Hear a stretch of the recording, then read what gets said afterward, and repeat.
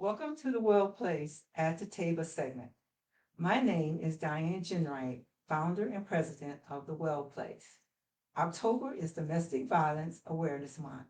So today we're going to talk about surviving domestic violence. According to the National Coalition Against Domestic Violence, 1 in 3 women have experienced some form of physical violence by an intimate partner. And on average, nearly 20 people per minute are physically abused by an intimate partner in the United States. We have 2 guests at the table today. Megan Danielle is a domestic violence survivor and owner of Make It Public, a public relations and marketing firm. And Mandy Horace is the outreach director for the Domestic Violence Shelter and Services Incorporated here in Wilmington, North Carolina. Welcome, ladies, and welcome to At the Table. Thanks for having us. This is exciting. I'm excited about this opportunity to talk about surviving domestic violence. And so, Megan, tell us about your journey as a survivor. Okay. So I started experiencing some verbal abuse, verbal domestic violence. And I didn't know what was going on. But I was such a timid and shy person at the time. I just let it like brush over. And so other things would start to happen, the separation or the isolation form of abuse. And shortly after, then the physical abuse started to happen. And so I wasn't in the place mentally where I would fight back. I would not fight back. I would just cry and say, "Why are you doing this to me?" So that was the beginning of it. That is how it started.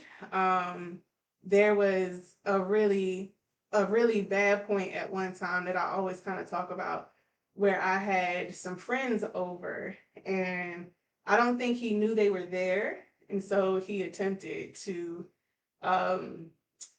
be physical with me. We'll just say that. And my friends charged him. But there's not times when you have people there. So any other time you're alone. And that was it for the most part. I was being abused for years.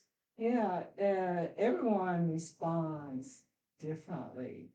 So, Mandy, from your experience with the survivors that come through the shelter, I know they probably say different triggers or different things happen for in their circumstances.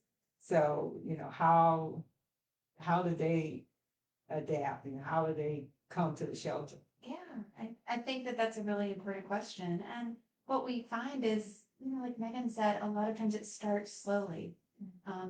We all think that we're these excellent judges of character, right? And that we would recognize an abuser a mile away. And one of the challenges is they're so good at what they do and they're multifaceted. And so you're not falling in love with someone who's abusive, you're falling in love with a partner. And then slowly over time, things start to escalate. And it looks different for each person. But some of the things that Megan said that really resonated with me as an advocate are that isolation and really tearing that person down from the inside out. And what we tend to find is that domestic violence is all about power and control. When it boils down to it, the emotional abuse, the physical violence, the isolation, financial control, all of those are different strategies so that that abuser makes you feel powerless and they know that they have ultimate control. Absolutely. So, do you feel like a survivor? I definitely do. I used to call myself a warrior.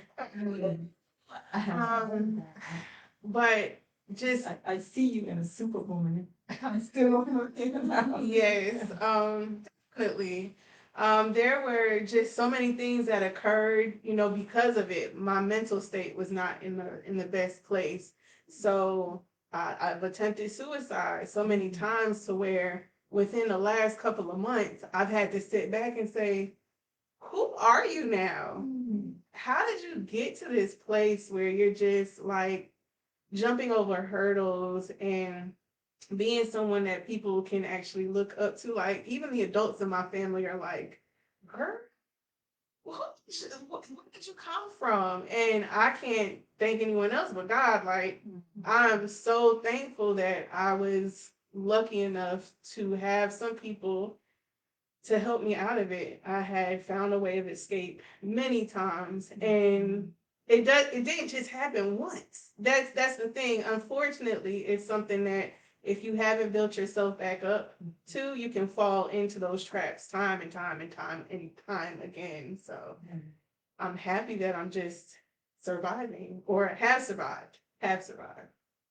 And it's a process, like you said. I think a question that I hear a lot from folks is, well, if it's so bad, why don't you just leave? It just, I bet you've heard that. I've heard that. And so, you know, I that question just burns me so much. And when I really stop to think about it, I realize I get the curiosity or the misunderstanding. When you haven't experienced it or you don't know this issue inside and out, it's hard to imagine staying in a situation like that. There's so many complications and there's so many barriers abusers put. There's also this cycle of violence where it's not terrible all day, every day. Right. There's still that glimmer of a person in there that you're holding out hope for. And so ultimately, I think it's important that we ask, like, what kept you there? What were the things that got in your way so that we can understand how to help people?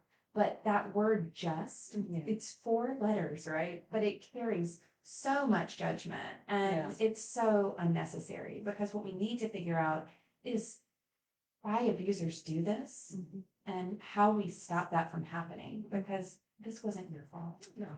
You make a good point about judgment. And it's, the world needs to realize that everybody goes through different situations and to not judge or just assume that they know, what's going on behind closed doors. They don't know your situation. Everybody has a unique situation.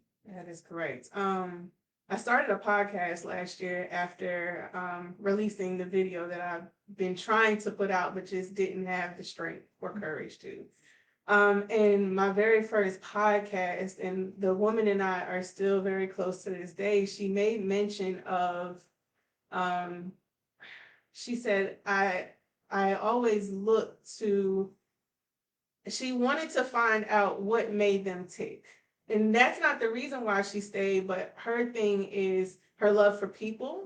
And she wanted to try and fix. And that was my issue too. Women, we try to always fix. But one thing that she really said that stood out to me was she knew his past as far as the abuse that he had encountered as a child. And so because he didn't grow up in a loving environment, he did not know how to love. So it's something that before even putting yourself in these situations, you really have to learn about a person. You can't just jump in, and that's what we tend to do because we just want love, is to jump into these situations. But you have to be mindful of the covenants that you make with people before chaos starts to happen. That's so true. And, relationships can be challenging. Even healthy relationships are challenging. And so I think it can be really confusing when things start to escalate, because there's not always this switch that flips where you say, okay, and now I'm in a domestic violence relationship or this is abuse. It can be really disorienting. And I think often it can come from a place of trauma, right? So, and the way that we condition our young men and our young women and what our roles in relationships are. And so part of what we do at Domestic Violence Shelter and Services is we're trying to unpack some of that and do some prevention work so that we can look at what we do as a society that creates an environment where abusive partners is okay. But we can't fix each other. You have to come to a relationship accountable and fully formed and ready to take ownership of your mistakes. And we all have baggage. And you can't see all my baggage just by looking at me. And so spending time to learn your partner is very important because you don't know the background, the experiences, the difficulty as a child, how that will manifest in that relationship. Right. So we talk about having support or tribes. Did you have a tribe or do you have one now? Or I definitely did not have one. Or so I thought. Had I been more vocal about it, I feel like people would have helped me. I did have a family member, I'll just leave it at that, who helped me get out the situation and said to me, now if you go back, don't ask for any more help. And so that is something too that people should not say. And I get that they want to help you, but you have to keep helping, unfortunately, because there's something wrong internally that hasn't been fixed. So even if it's not helping them move away from or get away from, but having conversation with them, loving on them in a different way, and providing some sort of affirmation to them that helps build them up inside, I think would help. But I don't like the don't ask me for help again. That hurts. Hurts. and I see where he was coming, or the person was coming from, um, because you see time and time again where women go back Right. to that same situation, and you just naturally say, well, why did she go back after she had already experienced that? But in my mind, she's trying to fill that need of companionship, of love. Right. So she's going to go back. And then you get into what you're talking about, the cycle Right. of abuse. And I think as a society, that's where we're failing, is we have to understand that that is part of this cycle, right?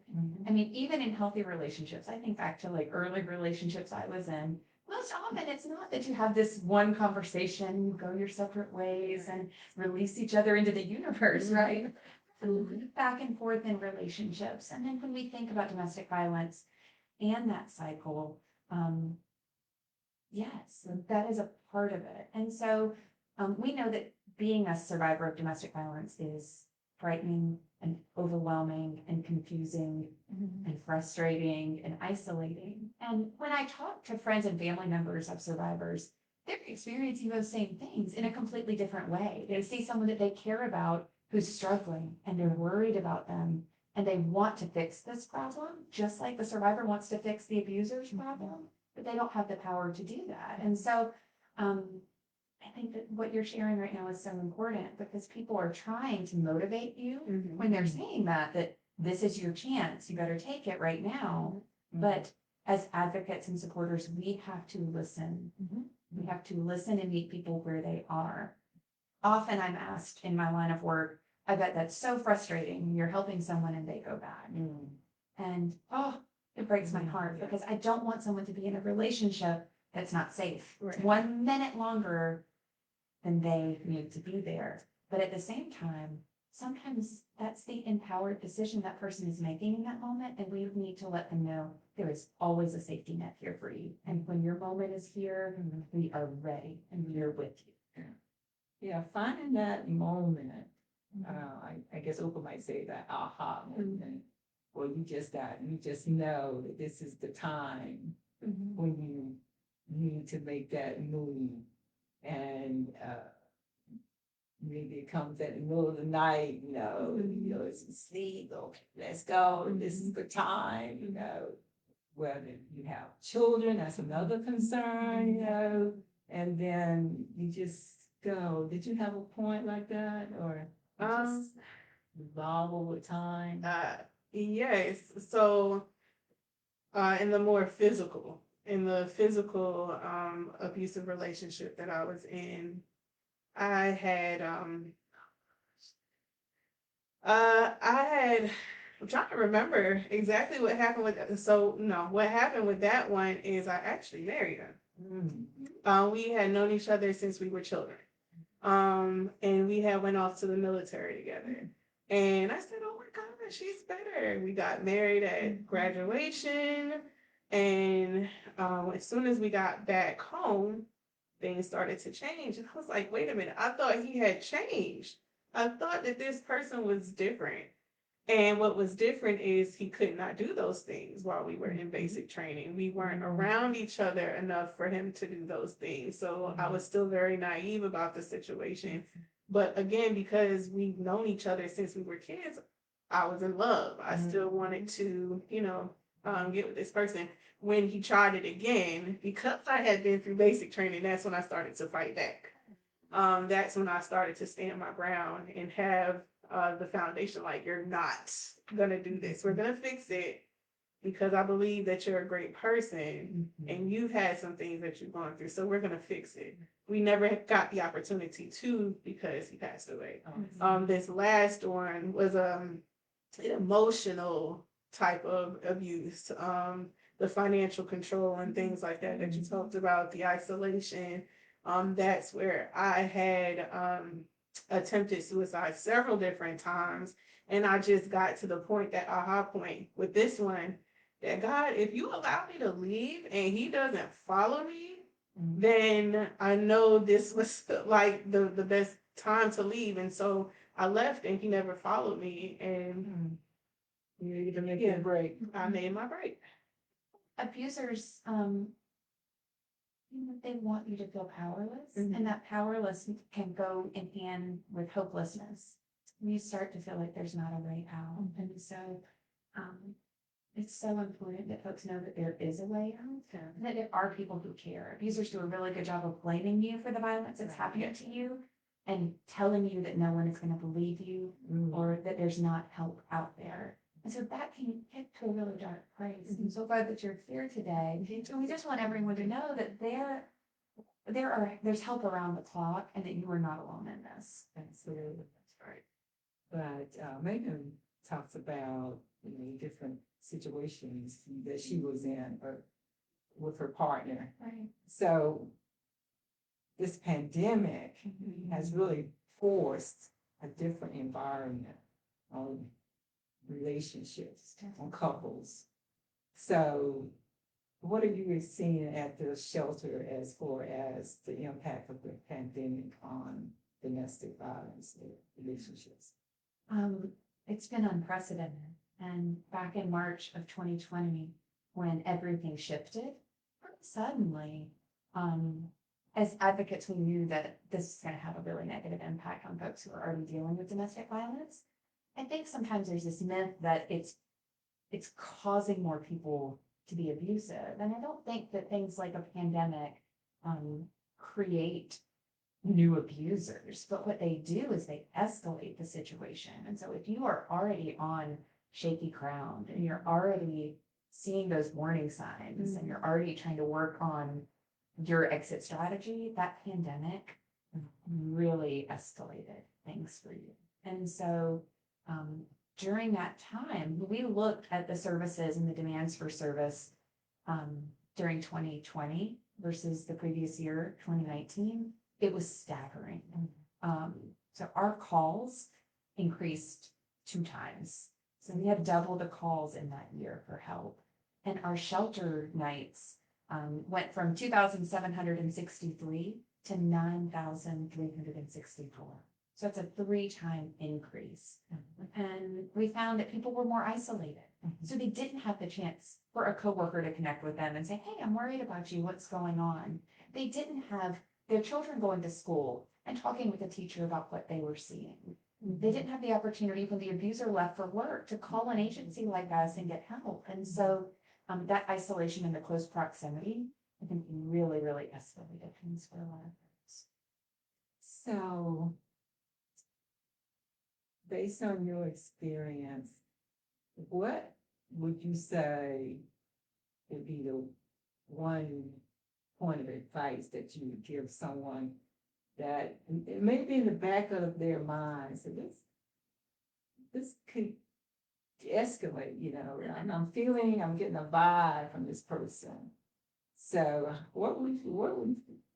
how would you say, ask them to legitimize what they're feeling and what they need to do? What would be their next step? Try not to be emotional, because I have a friend out of state that I can't get to that's experiencing this to the very extreme. And so what I told her and have been telling her, you need to seek help. Like, I don't care that you have to worry about yourself and your family. Yeah. You can no longer worry about this other person. And I understand that if you're calling the police or you're afraid to call the police and possibly get this person arrested, it's because then they have family too that now you have to be concerned about.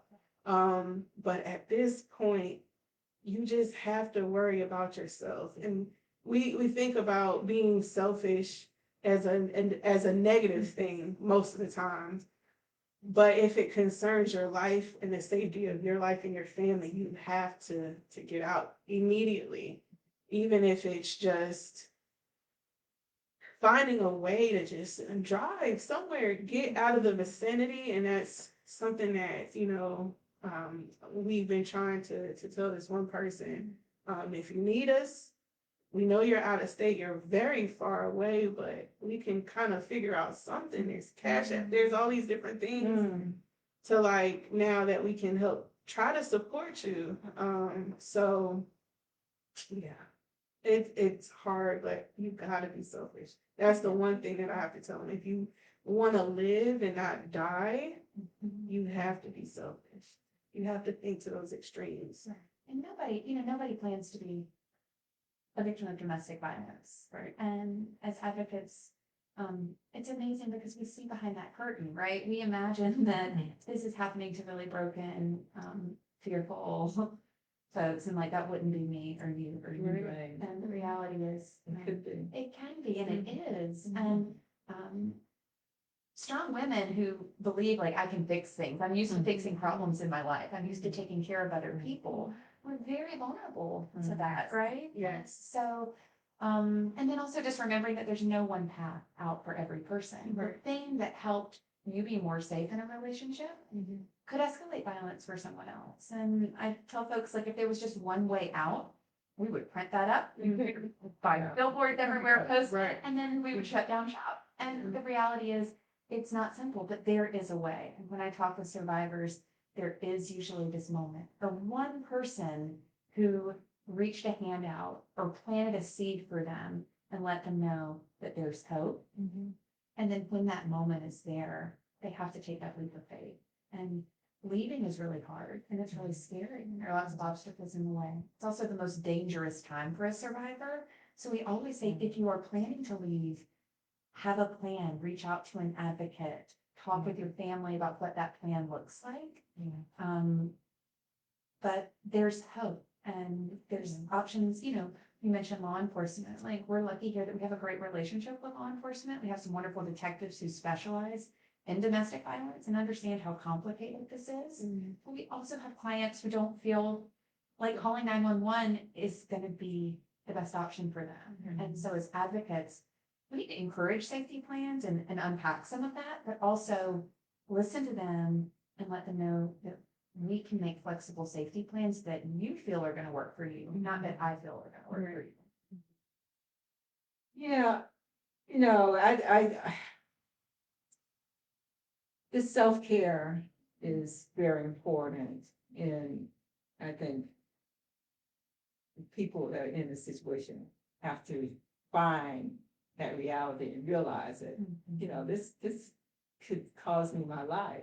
So I need to take care of myself. But, the idea of watching your environment and making sure you don't get isolated and, just developing a plan so that when, okay, this is really happening and I need to move, just knowing your options, and like you're saying, if you can't go to a shelter and friends, unfortunately, a lot of women, a lot of abusers do not want to admit that they're being abused. And so that kind of limits what they see that, or what could be options. Like, I don't want my friends to know, so I can't go to Right. my friend's house. Mhm. And if I go to the police, you know, it's gonna be on the news tomorrow. Okay. Mhm. And I was walking my pet and I saw this couple, the police had them on the street. So people driving by, with your friend driving, I saw you guys out with the police. Mhm. What's going on? Mhm. So you know, those kind of situations are barriers, you say, you know. So what do you guys offer when someone comes to the shelter so that they will feel secure in knowing, okay, this is a safe space and they can feel protected? I think that's a great question. It's so important. So one of the things we want people to know is that shelter is a big part of what we do. It can be a barrier for folks who are leaving because they don't have a safe place to go. Maybe they could go to a family member's house, but these threaten that family member or who knows where they live. That's a huge fear for someone. And so if you are in an abusive situation, you don't have a safe place to go, you certainly can call us and we can process that and try to figure out if we would be a good fit or what resources may best help meet your need. So shelter is one big piece of that, but we do a lot of other things. And so we work with folks, whether they're still in that relationship and they haven't really decided if they're ready to leave. It's a great time to reach out to us because we can unpack some of those warning signs you're seeing and help you start to know what options are available and start offering that support before you're ready to leave. Sometimes folks reach out to us in that moment of crisis. Often folks aren't, you know, we imagine that you have this plan, right? And that you're working on this plan and then your day comes, you pack up and you drive off. It's not always a luxury that survivors get. More often than not, you're having to leave as a reaction to something that happened that was outside of your control, that wasn't part of your plan. And so sometimes folks are reaching out in that crisis spot, and we can help with things like relocation or getting a domestic violence protective order if they feel like that's something that would be helpful for them. And then often we work with folks for a long time. So even after you've left that relationship, that trauma doesn't just go away. It still has a long lasting impact, and there's a lot to unpack there. So we have services like an empowerment support series. Traditionally, we did that as a support group, but during COVID, we're doing that as one-on-one sessions to really add tools to your toolbox so that you feel empowered and independent as you're navigating the world. We can help with some material assistance. Sometimes folks are leaving with nothing, and starting over from scratch feels really scary. And so helping with some things like that and working as a community, referring them to other agencies that are going to be safe and supportive. So all of those things are things that are available to clients and at no cost. We also want people to know that our services are confidential. So if you walk in the door, what you say stays there. There are only a few exceptions to that if a judge subpoenas our records or if there's information about a child or a dependent adult being abused or neglected. That's information we're required to share. And we walk through that process with them. Okay. So are there any questions on the Facebook? We just had people viewing, Okay. but no questions. All right.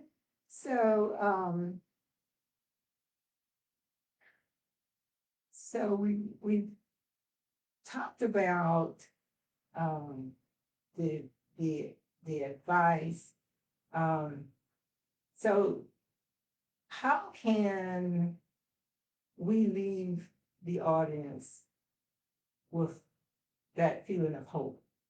Should we say, you know, if you're in the situation now, based on your experience? So definitely if you are still in a situation, now is the time to reach out to someone that you trust. As you stated, you can contact your local domestic violence shelter. I think that would definitely be important. That was something that I didn't even think of in the time because my brain was just everywhere. So if you're watching this and you're in trouble, that would definitely be the best thing to do. I like that you don't I think it's what I understood. You don't just say when they call, okay, you need to leave. Yeah. You need to assess Mhm. the situation and you help them do that. Yeah, and we try to make sure that we are listening as advocates. We do not want to step in and then just be another person taking control. That's what the user's doing. And it ends up validating that you can't make good decisions or you don't know what's best for you. And so what we find is when we really pour into people and remind them that we're all flawed, we all make mistakes, that you are beautiful and worthy of respect and dignity and love and safety just as you are right now, then they can start to recognize that in themselves. That's amazing. Now, we want to encourage women to find that what they need to have that sense of well-being. You know, if they feel that they need to leave that situation, that there are options, and to feel comfortable and confident in themselves, in their decision making, and knowing what's best for them, and just know and find in themselves that courage to leave when they feel it's best to do. I had a survivor share with me once and said, I can't break myself anymore to fix him. And that's really resonated with me. And that's true. Like, by breaking ourselves, we're not building someone up. And so in a relationship, talked about this, there's always going to be conflict, but your partner should be building you up and helping you become the best version of yourself, not tearing it down. And that's what we all deserve. Absolutely. So did you have any last minute comments, anything? We are available 24 hours a day, and if you need support, you can reach out by calling 910-343-0703. We're also linking the national network hotline, and so just know that help is out there. All right. I hope we provided you with some information that will help you in assessing your situation. And thank you both for being with us at the table. And we'll see you next time at the table. Thank you. Thank you. Thank you, ladies. Appreciate that.